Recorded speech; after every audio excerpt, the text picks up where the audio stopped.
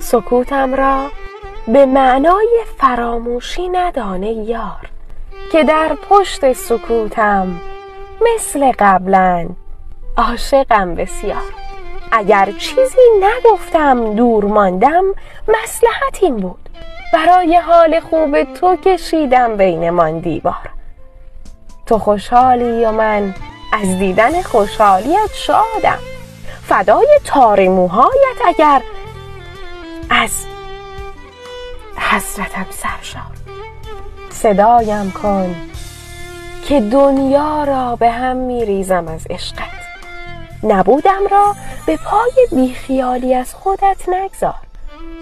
نماندن معنیش در باور من بیوفایی نیست، نماندن از سر عشقت که باشد می شود ایثار.